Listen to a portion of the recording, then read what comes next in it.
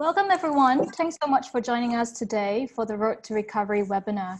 In this webinar, we're going to cover what consumer behavior will look like in the next normal and how brands can future-proof their messages and campaigns as markets start to reopen. Some of the key takeaways we hope you would get out from the next hour are what brand loyalty looks like in the COVID era, how brands are shifting campaign messaging and strategy and repositioning themselves with customers, the digital strategies brands are deploying and how they are shifting, the power of historical location data in understanding future consumer behavior, and finally, how a challenger mindset can help brands win. Today, we're joined by some fantastic guest speakers. First, we have Justin from Accenture Interactive. He's the EdTech lead and is currently working with some clients across the region to deliver data-driven digital transformation initiatives with the latest EdTech and MarTech solution. And from Blis, we have our Chief Marketing Officer, Diane, who is an established marketing leader with big brand experience at Microsoft, and she has also spent her time in startup, scale-up, and the agency side. With us is also Alberico, Digital Director, APAC from PhD. Albie has spent the past 5 years in Southeast Asia working with EdTech and MarTech startups. He is also presently an advisor for a green tech business in Singapore, which enables brands and companies to become earth positive. Finally, and not the least, our Blis Head of Insights, Alex, who would join the panel discussion. Alex has spent the past decade working in insights roles across a diverse range of media owners in radio, print, and cinema. Alex uses this perspective to understand the role of mobile location data in audience profiling. Welcome to our panel. Before I hand over to Justin, I'd like to give a brief overview of Blis.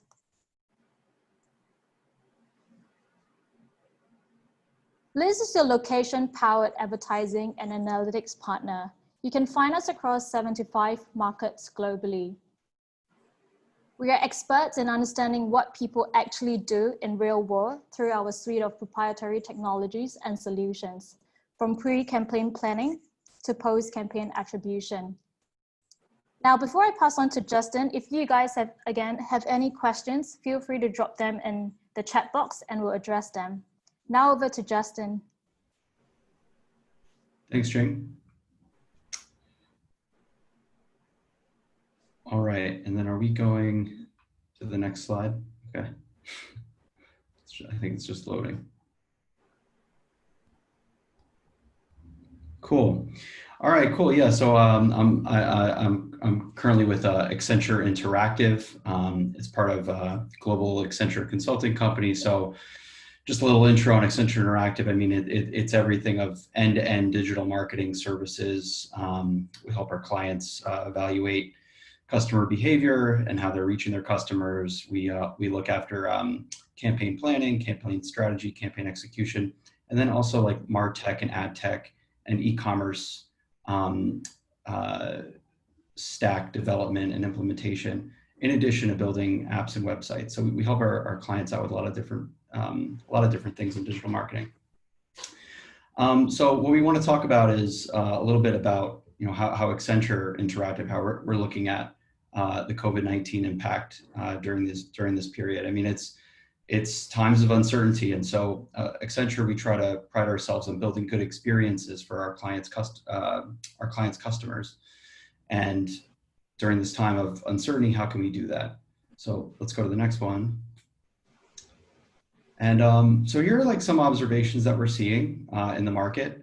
If you on the left side, just showing some impacts to like some of the numbers that we're seeing. Like half of the brands that we're working with are cutting their budgets, or they're talking about reducing their spending. We also looked at eMarketer, I think, is reporting like 10% digital cuts globally year over year. We're also seeing a lot of our clients transforming their business, so they're bringing a lot of their services in-house. Or they're shifting half of their people around into new roles to try to get used to this new normal and what's coming up next. And then if you look across like some different industries that we're working with, so we have some clients in the health and wellness or fitness space, so they're transforming their business. primarily, I think a lot of us, right, like just working from home, the idea of like gyms are kind of going away. So some of our fitness and health and wellness clients, they're taking their services online. So that's how we're seeing like businesses getting impacted. Hospitality is really impacted during this period, right? Obviously, a lot of the hotels are closed, starting to reopen slowly. Also in media, we're seeing our media clients just get more efficient. So driving costs per acquisitions, decreasing those costs per acquisition. So just getting more efficient with how they're targeting their customers. I think the mass market or general awareness campaigns, or at least the budgets for those campaigns, are starting to be shifted into more targeted and contextually relevant communication. So that's something that we'll talk a little bit more about in detail later. And then, yeah, in consumer tech, obviously, e-commerce is the big trend now, right? A lot of our clients are pushing their offline sales efforts into their e-commerce channels, and we're helping them either launch an e-commerce channel or improve the one that they did have. So yeah, that's a space that's being impacted a lot as well. And then pharmaceutical, we're seeing impacted. I mean, this is another like theme that I want to talk about today, is this idea of like the health economy. Like it's kind of like all brands almost now need to be prioritizing how they're positioned as like a health business. Oh, yeah, we have it on the chart. So what's happening now, right? These are like the 5 human truths that we want to consider. So the cost of confidence. So obviously confidence is at a low point right now with consumers. They're going to turn to brands that can rebuild that confidence back. Moving everything virtually. So the brands that are going to start moving ahead are going to be the ones that adapt really well and move their services to their customers online. What I mentioned earlier about like a health business. So all brands, they're going to have some priority to reposition themselves as a healthy brand for their consumers. Cocooning. So this is the idea of just people are now getting more into self-isolation. So how can brands support that evolution? And then also, we'll have to see, what the impact is on how governments react, and how, where people are going to go to get their news and their information. These are like the key themes that we see are kind of impacting the world right now. What's the next one? All right. And then so to summarize it, it's like, you can kind of think of it as 3 things that we're encouraging our brands to get into, which is empathizing, understanding your customers and understanding where they're coming from during this period of uncertainty and lower confidence. And then how do you adapt your strategy and business to address that? And then also, this is a chance to reinvent. This is like, whole world is changing. So why not look at this as a chance to reinvent your business to be better positioned for this new world? Cool. So yeah, looking forward to talking more about these in detail during the discussion. Thanks, Justin. Now over to Diane, please.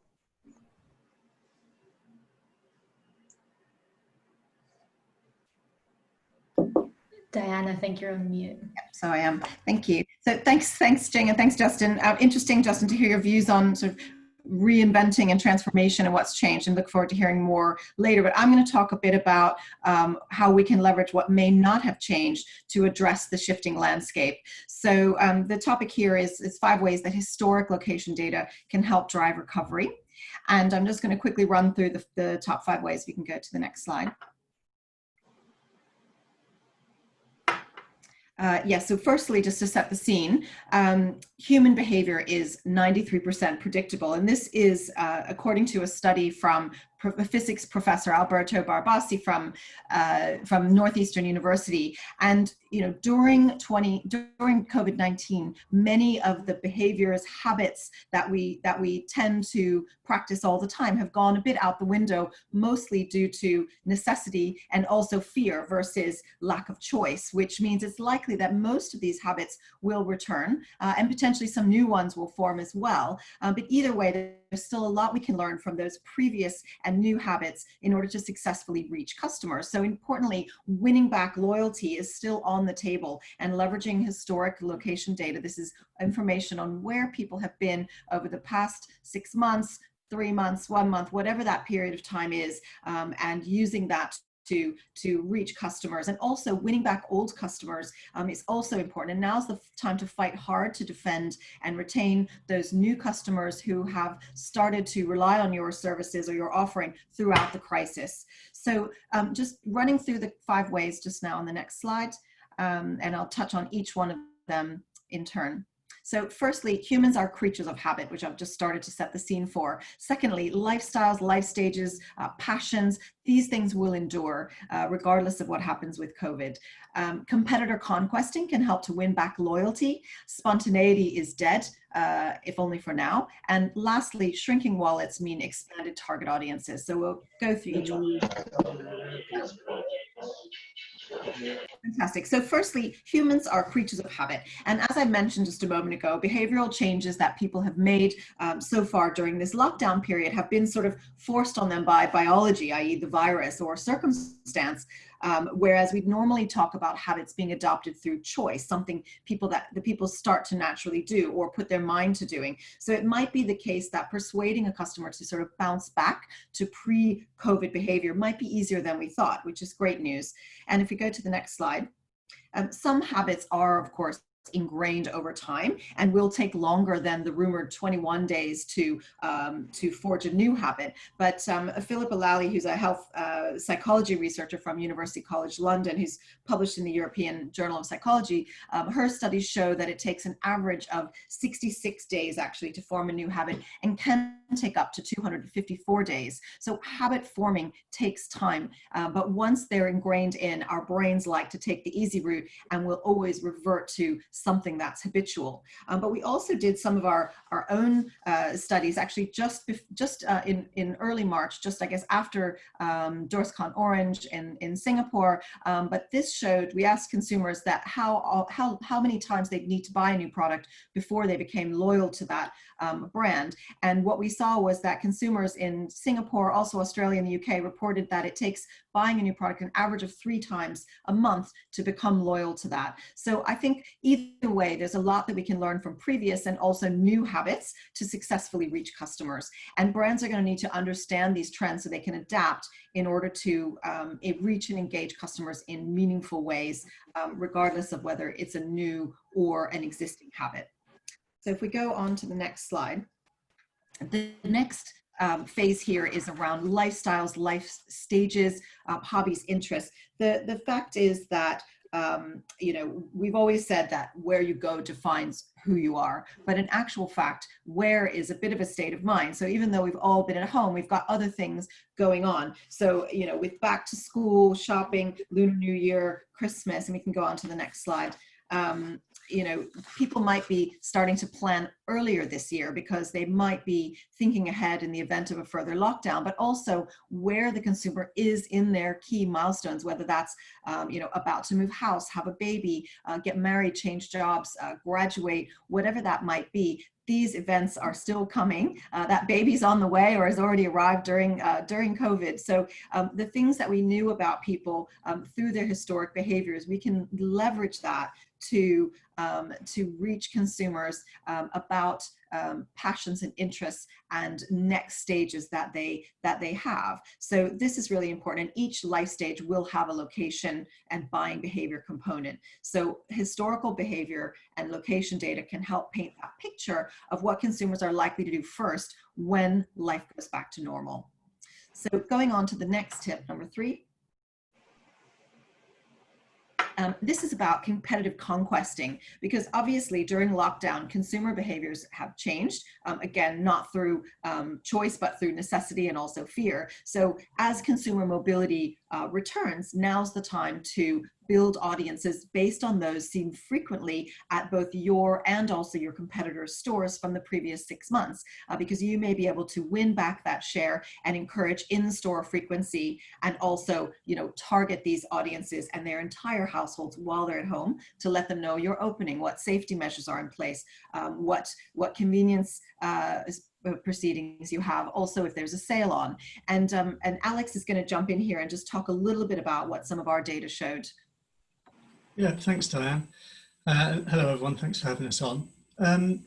As Diane introduced this section, competitive conquesting is a useful strategy at any time.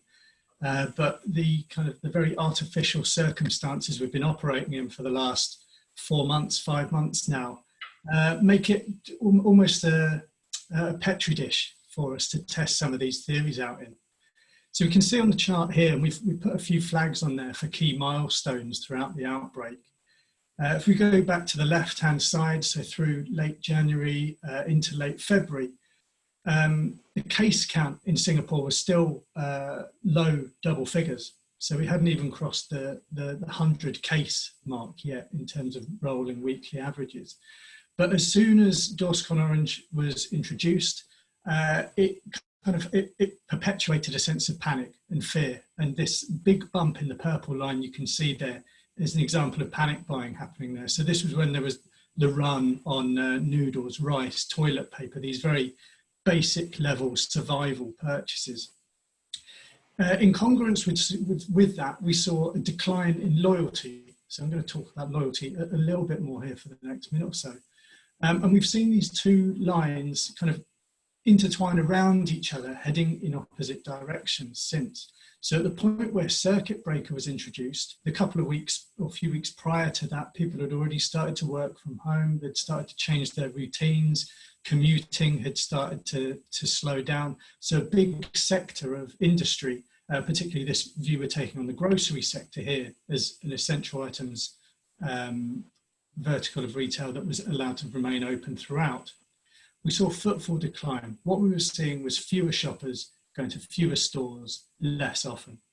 So while we talk about loyalty, it's very much loyalty in inverted commas here. It is a restricted repertoire of retail born out of very artificial circumstances. So government restrictions on behaviour rather than, as Diane mentioned, choice. Since the reopenings, so phase 1, phase 2, have been happening, footfall and loyalty, those two, tracking in step, very stable so far, as the virus continues to get squeezed down. Now we're back to the low hundreds in terms of 7-day rolling averages of cases. Now, of course, if we move on to the next slide, we've got the same loyalty average line tracked here. So you can see the white line across the middle is the same line of loyalty, but not all retailers in the sector are affected equally. This is obviously always the challenge with using an average. It disguises a lot of the nuance that is valuable to learn underneath that can lead to competitive advantage. So just focused on the fair price siblings here, and we see at the point where the circuit breaker was introduced and loyalty in the whole sector spiked, fair price actually saw a drop. They became part of a repertoire. They were superseded by other retailers in the sector. Fair Price Finest, meanwhile, saw their role in the repertoire elevated and immediately became more important as part of people's repertoire, hovering around the 70% loyalty mark. So 7 out of 10 of the shoppers going to Fair Price Finest were not visiting another retailer in any given week throughout this period. So before we move on to the next section, while we're operating, and we're talking about loyalty here, as if it's an extremely positive thing. It is a positive thing, but it comes with caveats because we're operating in a very, very shrunken market. The proportion of footfall we're seeing through these stores, and this is not revenue, I should add, a lot of the grocers have had an absolutely fantastic Q2 in terms of revenue. But in terms of the visitors coming through their stores, they now have a core of shoppers they could consider loyal, people who have broken through this habit barrier of more than 66 days remaining relatively loyal, again in inverted commas, to particular retailers. So how do they build from that? How do they bring back lapsed customers, which we can see through historic location data, back to the fold? And then how can they grow that audience beyond those who they had previously? So we've seen quite a change in complexion in the market on this, and I think we'll come on to it a bit in the panel discussion later. Great. Thank you, Alex. Really interesting stats to share there. And now moving on to the fourth tip, which is spontaneity is dead, well, at least for now. And I think the premise here is that, you know, much of our current movement has to be planned and timed specifically. When we go out, we can't rely on consumers spontaneously happening upon stores or brands or products. And so using historical data can provide indicators of intent that's going to help brands predict what consumers are likely to do once lockdown lifts. And if we go on to the next slide, it's just another quote from Barbasi, who we mentioned earlier, and he says, actually, previously, spontaneous individuals were pretty much non-existent anyways, except for differences in travel patterns, etc. People are generally equally predictable. However, you know, regarding spontaneity, it may be, or the death of spontaneity may apply more in the near term for branded retailers, such as, say, a Nike store, but less so perhaps for FMCG or food and drink brands, which may be likely to benefit still from that impulse purchase while someone's in store when faced with on-shelf options. So perhaps spontaneity of visit is dead, but spontaneity of decision-making perhaps less so. So these are some things to think about. And moving on to the final tip, and we'll wrap it up quickly here and get on to Albie's section, which is that, you know, we are going into a recessionary kind of thrift mindset. And so with less money to spend, it means that consumers are going to be making more difficult decisions. And so we can use historic location data to unearth potentially new competitors for brands to consider that they might be fighting for share of wallet for. So if we go on to the next slide, you know, as we talked about, behaviors have fundamentally changed. And so in the short term, while we've been focusing on need purchases, we're now starting to perhaps shift into want, and same with convenience, moving into value and choice, because whereas we had to shop at the place nearest us, now we may be able to go a bit further afield and shop for that convenience. So the question then becomes, you know, how are consumers going to shop? Will they put more items in a single basket, but maybe more value items? Or will they put fewer items, but of a higher value? And then also brands will be competing both within their category and then across categories. So within category, say one clothing store versus another, but across categories with that shrinking budget, do I spend $5 on a frothy coffee, or do I spend it on some nice hand cream? So people are going to choose, and they make, you know, will they cut back on discretionary spend? We just don't know yet, so we'll have to wait and see. But either way, brands are going to have to work harder to gain that share of wallet. And this will be true for big ticket items as well. You know, do I buy a new car or do I go on holiday? So perhaps some unlikely competitors will be coming into the fray that brands need to be watching out for, and perhaps expanding their targeting on that. And on the topic of wants and needs, Alex is just going to talk on the next slide about consumer sentiment data that we've seen in Singapore. Yeah, thanks, Diane. We referenced briefly in the grocery summary the panic buying bump in footfall when people were rushing out to stockpile their basic survival essentials, essentially. So since the circuit breaker was introduced, so we had our first round of tracking in April about the point that was introduced, and actually sentiment towards the economy and household finance in Singapore has been very stable, except for this period in early June. And at this point, figures had come out at the end of May, reporting how GDP had shrunk. It had shrunk, but not as badly as people expected. But by this point, the government introduced, I think, 4 economic recovery packages, up to this point equaling approximately 20% in GDP. So as we've seen in other markets, in the UK, in Italy, in the US, almost the needle of news coverage has swung away from the health crisis towards the financial one. And even something as simple as that, just elevating the situation in people's consciousness, leads to this kind of reluctance in spending. So interestingly, if we jump onto the next one, we can look at what people's intent is. So we've deliberately worded this question in our tracker to elicit intent. So almost as if you were given free money. So we've run this across a number of markets. And the funny thing is, in Singapore, we were actually given free money. Households were given $100 to spend. So we see this strange spike in early June. So despite the melodrama around the economy and people's household financial situation, we see this spike in intent to spend, particularly in the home sector, at the expense of saving. And then once that phase has passed, we resume kind of fiscal responsibility. And the majority of people answering the question, or the greatest proportion answering the question, consider themselves most likely to divert discretionary funds towards saving. So as Diane said, it's not necessarily about you versus a direct competitor when people enter this frugal recessionary mindset. It's you versus the consumer's own judgments about what spending is worthwhile, is going to reward them, is going to give them the dopamine hit they want, or service the need they have. So understanding need states, understanding intent, and understanding when to resurface a brand at the most opportune moment to gain traction for yourself is key here. So this is the kind of information we're looking to continue tracking. As we, I don't know, I use the phrase loosely, but as we continue to emerge from the crisis, I think possibly stability is the best we can hope for in the meantime. And then even things like that surface kind of budgetary fatigue. There's a wonderful phrase, I don't know if it's a global one or not, but the US use it, and this idea of revenge spending. Like you're almost fighting back against this invisible enemy that has curtailed your existence for so long, and you really want to go out and do your consumer thing, which is good news for economies, of course.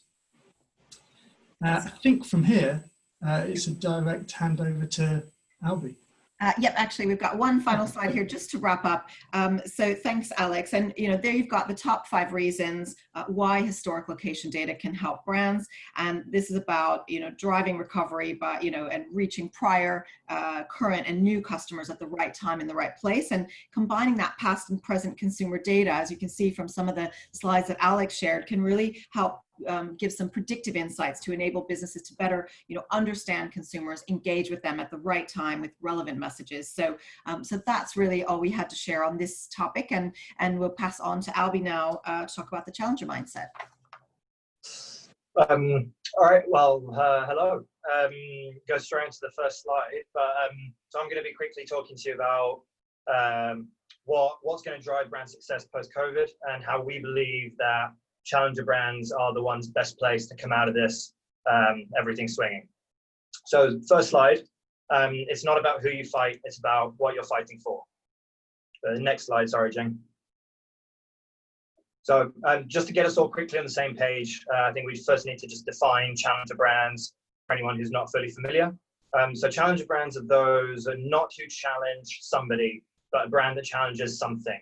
So it's rarely against a competitor. There's very few challenger brands actually directly take on another brand in the same category, but rather challenging something that they feel need to change. And never underestimating the consumer. So people can see right through that. So real challengers aren't trying to be trendy just to sell more product. They actually have this as part of their core DNA. So let's take a few quick examples. So a brand that challenges historical or cultural norms, like Oatly versus the dairy industry, or simply maybe a brand that challenges just the perception of why the best technology needs to be the most expensive, like Xiaomi. So on to the next slide, talking about strategic clarity. So the brands that truly understand their central challenge give themselves a real strategic clarity. And that clarity today is what gives their strategy the teeth it needs to have a constant focus on what it is that they're challenging, on their positioning, or even just their internal culture. And in a year like 2020, with so much noise going on outside, this clarity is more fundamental than ever before to really have that clear thinking. So strategic clarity today can really play the part of an antidote. So the antidote against that general tendency to just grab or chase whatever shiny new thing appears, which more often than not can be the wrong thing, rather than always following the core elements of your strategy and the brand building that ultimately will drive competitive differentiation. So next slide. So looking at the context, and context is everything. So just because we've been under lockdown, sat at home for the past few months, it doesn't mean that the marketing fundamentals are, or that marketing is an entirely different beast at all. The marketing fundamentals themselves haven't changed. And what challenger brands do very well is always remember these brilliant concepts. However, the context in which these fundamentals operate has changed. And as we said, context is everything. So if we look at the context that challengers face today, it's significantly different to that of a decade ago, but it's also significantly different to 6 months ago. And what COVID has done is in a very short frame of time is to create these dramatic new contexts. And brands should all be primed and ready to have a razor sharp focus on these new contexts within which come new opportunities, new challenges, and new sources of growth. So the next slide, what I'd really like to do is to bring the brands together and look at some of the underlying trends that these challenger brands have. So whilst the challenger brand can come from any industry, from any country, from any real walk of life, there are some critical consistencies in which they all behave and how they communicate. So if we're specifically going to answer the question of what brands and how brands are going to succeed post-COVID, we need to look at the fundamental reasons why challenger brands tend to grow faster than their competition. So the first reason for this is effectiveness over efficiency. So the next slide. So to always focus on effectiveness first, always. So effectiveness it's about identifying what to do. It's about the outcome. Whereas efficiency is just the method of how you're going to get there. But it does seem like we're always, as an industry, talking about efficiency. We're always talking about savings. So it's no real surprise that in the last 5 years or so, when a lot of this budget has been shifting towards more measurable, often shorter term activations, that we've ended up seeing media payback decline. But it's clear to see that brands can thrive, not only survive, if the focus is on brand growth or growing the brand. So right now it's a huge opportunity to be innovative within your upper funnel comms and to define your brand for the months and years to come. So again, always playing on that effectiveness rather than efficiency first. So the next slide is our second point. So creativity over relevance. So most challengers place a much greater significance on creativity instead of the message's relevance to the specific audience. So this is all about being bold. To have polarizing opinions is absolutely fine for brands, as long as the reward is there and it shows off your genuine personality. So having confidence in your personality is definitely stronger than just trying to stay relevant to as many people as possible, doing a bunch of different things. This is all about being human, not being just a logo. So we see creativity as entertainment, whereas relevance is more like persuasion. So the creativity and the entertainment mindset really helps to make a brand more likable and helps it make more memorable, definitely more meaningful, and also allows it to be delivered in a powerful and an emotional way. So we know that emotions have a direct correlation with memory creation. And so to be remembered long term and to really come out of COVID as strong as you can be, we'd obviously do much better to be focusing on emotions rather than persuasions. So these are just two ways that we see challenger brands behaving, and two big reasons why we believe that they are set to succeed post-COVID. But again, we'll sure to reference some of this more in the Q&A and in the panel a bit later. Thanks so much, Justin, Diane, Alex, and Elby. I think each of you made some insightful points and have guided us through how strategy messaging needs to change, how historical location data can help with targeting and predictive analysis as people get back out and about.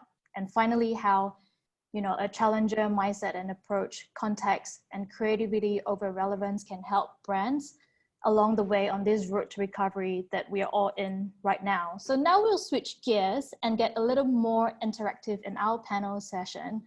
We've got some questions prepared for the panel. And again, if you'd like to ask anything, just drop your questions in the chat box and we'll address it as we go. So first up, just to throw it back to Justin, you touch a lot on changes and how COVID has hastened some of this.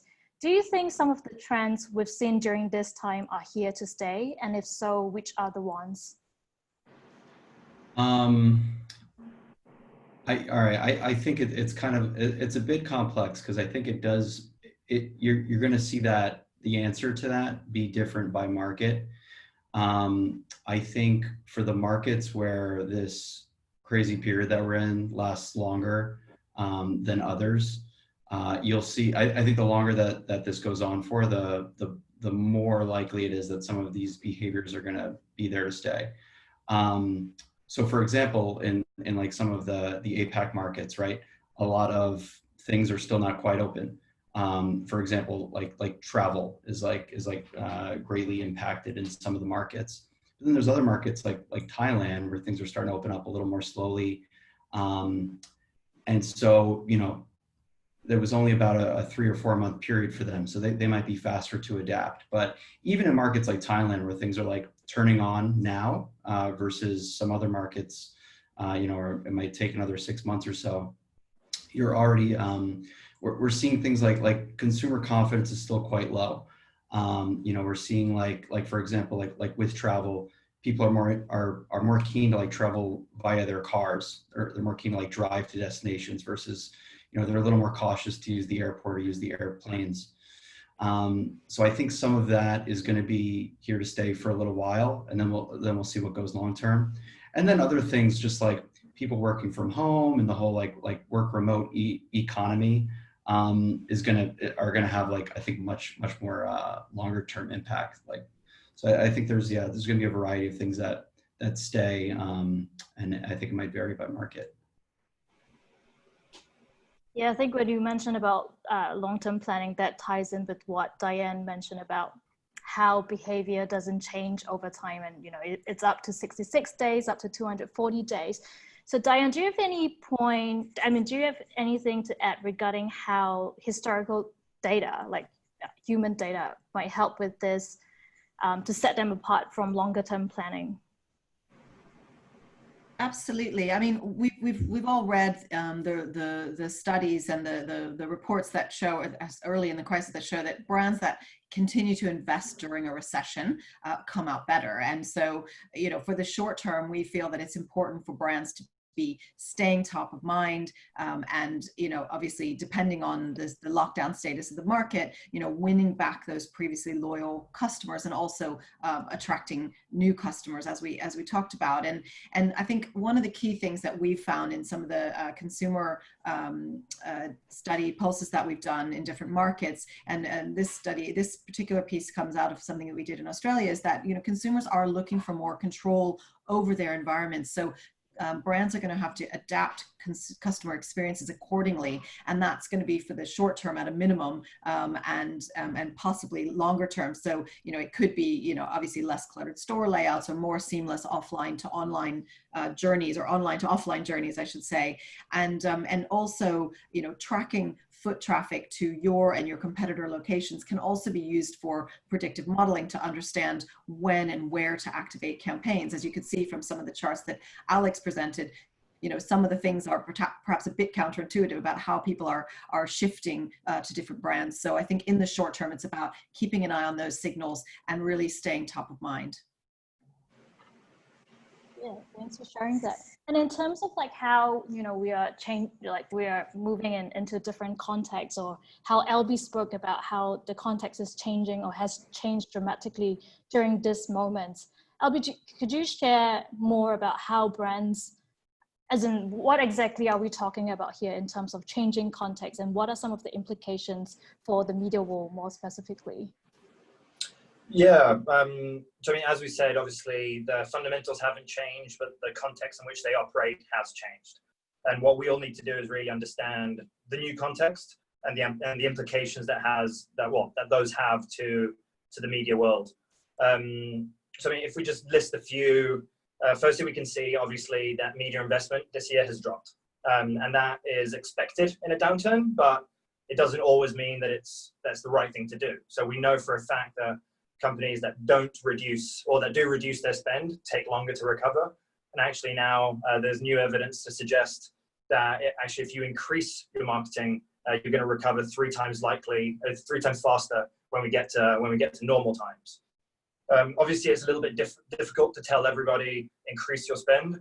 So actually what we're trying to say is maintain the top and sharpen the bottom. So sharpening the bottom obviously is just your lower funnel. Maintaining the top is where it's really, really fundamental now. The upper funnel is vital to help differentiate. It's all about that brand messaging. And differentiation now is so much more important after after we've lost the distinctiveness of brands during COVID.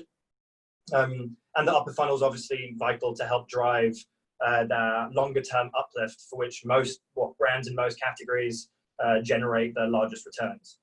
The second context and implication that we'd look at would probably be general media consumption and the impact that this has had on costs in the past few months. So there's been this huge shift towards live media and communications-based activity. So more people than ever have been spending time streaming videos, watching live TV, listening to music, playing video games, streaming video games. All of that has continuously increased during the lockdown. But the lower demand is impacting costs, so CPMs and CPCs are down. And actually something else I found really fascinating was, I think it's Europe-based, but more people than ever have started disappearing behind the paywall. So more than 40% of people were subscribing to something now than they were previous to COVID. Anyway, and the last one that I find that obviously is the big one, obviously e-commerce. So the growth in e-commerce has obviously been huge, but I think e-commerce has also caught out quite a lot of advertisers. So brands need to be watching out for losing their share of market online. They need to be tracking new consumer motivations and need states. And I think more important than anything else, they really need to focus on finding a way of not losing their loyal customers online.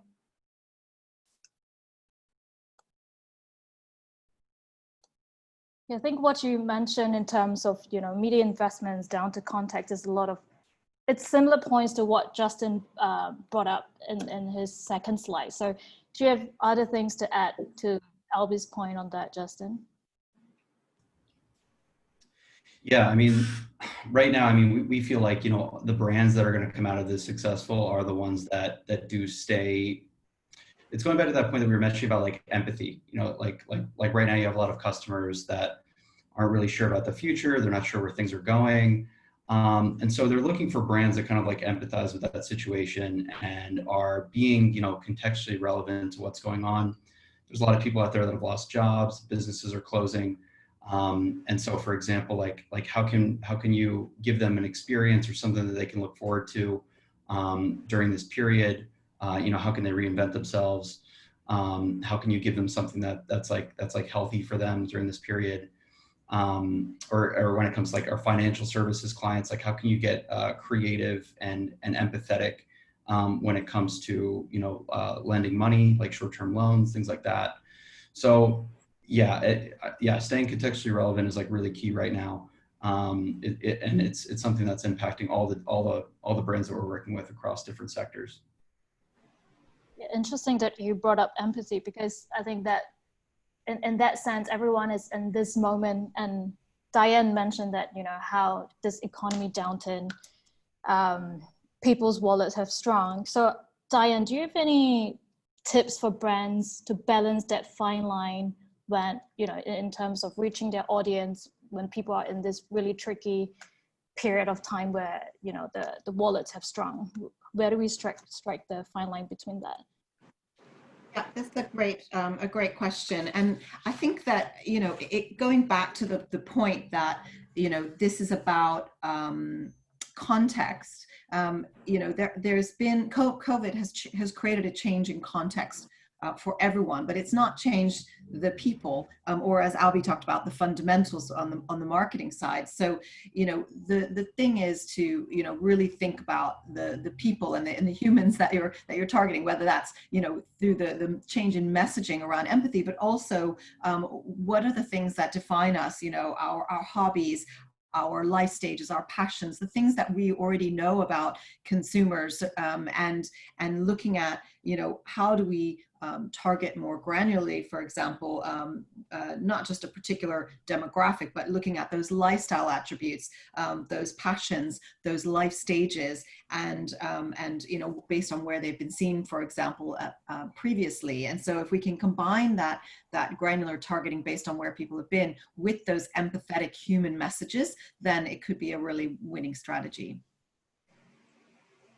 Thanks for sharing that. And in terms of, this goes back to consumer behavior and how it has changed or how it hasn't changed. And, would like to hear more from Alex from a data point of view, or Alex, have you seen any, other than loyalty and footfall in the presentation that you've shown before, are there any other insightful or interesting observations or themes that we can draw from other sort of data that you're looking at? Yeah. When I was talking before, I referenced loyalty a lot, and I referenced it in a bit of a sideways tone of voice, really, because it's not loyalty that we're seeing. Like we say, this is impacted by it's an artificially generated loyalty rather than that born through choice. So to repeat the phrase we use there, it's fewer shoppers going to fewer stores less often. But the impact then this has in terms of other metrics we can look at, so like market share by visitors, also had a remarkable swing at the point that circuit breaker was introduced.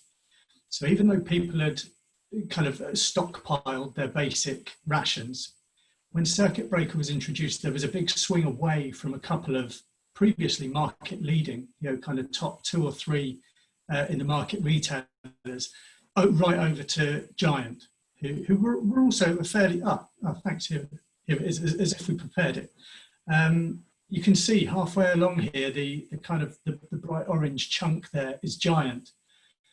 And so even though this is set against the backdrop of a very, very shrunken market in terms of the number of visitors, the fact Giant have managed to capitalize on this so well, whether that's through something they've done in marketing or simply through what they represent, a wide store footprint, large stores, maybe where people feel they have more space to shop more safely, well-stocked, range of products. But then from the point of view of their competitors, what don't they offer? So as people, one of the quotes that came earlier, as people joyfully return to their old routines, and again, that's a phrase I'd use with caution. I don't think people are joyfully returning to anything at the moment. I think they would really love to be joyfully returning, but they're very, very cautious. They're cautious from a health perspective. They're cautious from a financial perspective. And if at the moment what Giant represent is the best blend of those two things, how can their competitors address this through marketing if they can't address it physically at the moment? But then as things do start to change, as we move through into whatever the next normal or the next phase of transition is, what things can they leverage? What strengths do their competitors have that maybe Giant don't? Is it something to do with the products they stock, the service they offer, the in-store experience? So there's, in every crisis, there are opportunities for some. At the moment, it seems to be benefiting Giant, but there's no reason why that can't creep up for some of the other retailers. We see the convenience sector has remained strong throughout. What we've seen in other markets is as some restrictions lift, the convenience sector grows again because you're bringing back commuters who will pop into a store, low basket value, but high frequency of visits, and that satisfies their business model. Same with town centre stores.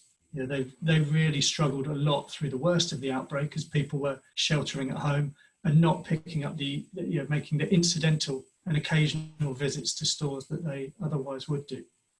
So this is not the new normal we're in. It's just another phase that we're, I think, getting accustomed to.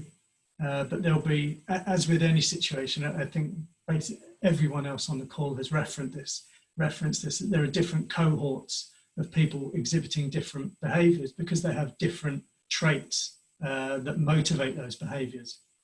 So what we're seeing almost in certain markets is, as restrictions lift, we're seeing a group of people simply do more of everything.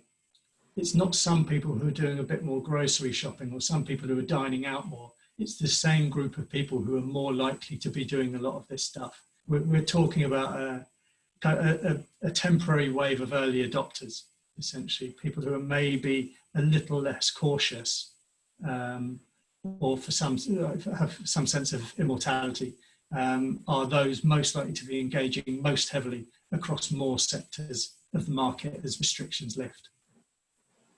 Thanks for sharing that, Alex. So, well, just making use of the data that's on screen right now and the supermarketing or like the convenience vertical that we're looking at, just want to pull this conversation back a bit more to the brand side, because you shared a lot on the consumer behavior side. Albie, because you believe that challenger brands are best placed to win post-COVID. I mean, not with any examples on the screen here, but can you share any examples of which brands are best displaying a challenger mindset today? Yeah, I think first, just within that question, just to go back and answer the key point that a challenger mindset obviously isn't created or manufactured within a certain moment. It's a core part of the brand's DNA. So it's not something that's just popped out today. Full disclaimer, PhD's published a book a year ago on challenger types. And we've detailed 10 challenger types, each with their own challenger clarity and strategic thoughts. But two brands that we've seen do phenomenally well, but also just really maintain their challenger type and their mindset over the past few months. So the first one, I think, keeping it very close to us for home, Singapore Airlines, who is a very typical local hero. So Singapore Airlines provenance is a huge part of their brand. But the work that Singapore Airlines has done during the last few months with COVID to redeploy their teams, to support hospital staff, to become SMRT ambassadors, COVID virus awareness ambassadors, really reinforces their connection to Singapore's broader community. And we know relatively for a fact that that won't get forgotten about when we go back to normal times. Another brand that I think I've been really impressed with is Lifebuoy, one of Unilever's soap brands, which has a very typical missionary challenger mindset. So they're a brand that's over 120 years old, but their purpose is huge, obviously as a soap, is hugely relevant for times, for today. But they've extended their core brand promise and their product, not just from hand washing and sanitizing as it's always been, but to treated PPE equipment to provide greater protection against COVID. And all of their ads, and I say ads in inverted commas, have really been PSAs over the past few months. So they've even included names of competitor soap brands in their own ads, really stressing that any soap will do as long as you're washing your hands thoroughly enough. I think that's just very important to that missionary mindset, and they've kept strong to it through COVID. And again, something that people don't just forget about overnight. Interesting. Thanks for sharing that again, Albie. In the interest of time, I'm just going to change the tone here a little and address the elephant in the room, which might be on most of your mind. So it so happened that during this period, there are other wider trends that are happening in the industry, mainly the removal of third-party cookies and more recently, device IDs tracking from Apple. So I'm just going to throw this question to the panel, have a discussion, have an interaction. But how can marketers better equip themselves for the future? Yeah, no, I'll kick that one off. I mean, yeah, this is like a really pressing topic right now with a lot of our clients. Anyone who's leveraging cookie data today, if they have a data management platform or even device IDs, if you're just doing simple use cases like retargeting your customers from your mobile app, it's something that's going to like completely impact your business. So we're working with clients right now to kind of like reassess what their targets are going to look like when a lot of this goes live later this year.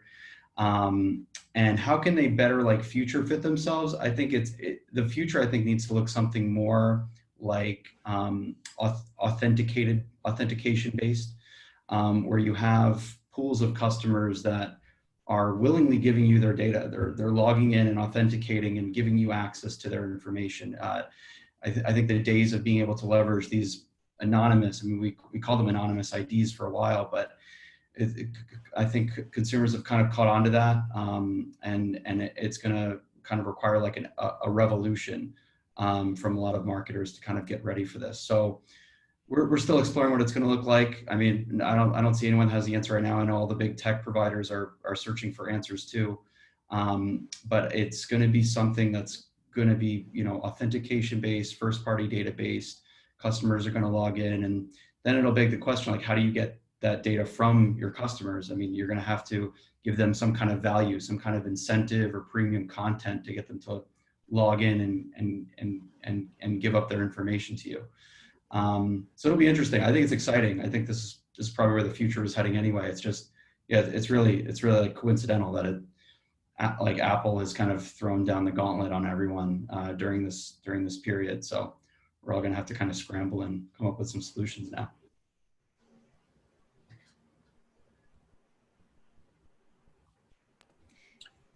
Yep, and from the Blis perspective, I mean, firstly, it's probably important to say that, you know, it's crucial for customers to always feel like they're incomplete and to actually be in complete control of where and how their personal information is collected and also stored and used in order to build that consumer confidence and goodwill. So, you know, as an industry, we have to step up and ensure that the data solutions that you know, that we provide are sourced and applied responsibly with the consumer in mind. So, you know, the death of third-party cookies, Apple's recent announcement about IDFA, these are ultimately good things because they are prioritizing the consumer. And so, you know, obviously we know that these will create challenges for the industry and for brands and publishers around measurement. And obviously we'll have to wait to see until September how Apple actually you know, implements the changes specifically, and also what choices consumers will make when presented with those new pop-ups. But for Blis in particular, you know, we are future-proofing our offerings so that we can still provide high-quality data with scale and reach. So we've already invested heavily in a range of technologies, including our smart scale technology, which is an IP to Wi-Fi, a Wi-Fi to IP technology. So that allows us to scale without reliance on those device IDs. And as well, we launched during COVID habits to home targeting, which is all about targeting entire households. And again, that's IP based, so it's not reliant on those device IDs. So, you know, our 2020 roadmap is really looking at and anticipating those kinds of changes and ensuring that our capabilities are future-proof, because we believe that consumers, you know, their privacy must be prioritized, and everybody in the industry has a role to play in making sure that the industry can still work and operate and measurement can still happen in a consumer-safe environment. Yeah, I mean, obviously can't disagree or argue with any of that. I might take a slightly different approach to answering this question, just to give one example of how we're preparing for this shift into the cookieless future. So we're continuously forming partnerships with companies to roll out a custom audience functionality, and we can then use that in Omni and Omni Studio, which are Omnicom's and PhD's planning tools. So these partnerships are scalable and global, but then also looking at market-specific partnerships with local data providers. And so now we're digging deep into the efficiency and the insights that we're ultimately going to be able to bring to our clients using these custom audiences as a functionality. But as you said, very interesting to see in the next year or so how this all progresses.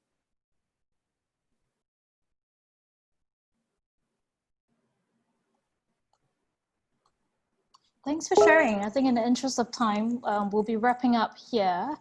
There are no questions from the floor. So thank you once again to our panel, Justin, LB, Diane, and Alex. We hope you found the session informative and insightful. I think there are many key takeaways today, from consumer habits, behavior changes with lifestyle, life cycle, challenger mindset, digital transformation. And while we marketers often look at patterns, trends, and changes, I think the main key takeaway today, we are first and foremost human. And from human to human, thank you everyone for attending. I know you got lots of choices about how to spend your time, so we thank you for spending the past hour with us. And we'll be sending around a recorded version tomorrow in case you'd like to watch it back or share it with your colleagues. Have a lovely weekend, everyone. Thank you. Thank you very much. Thank you. Thank you.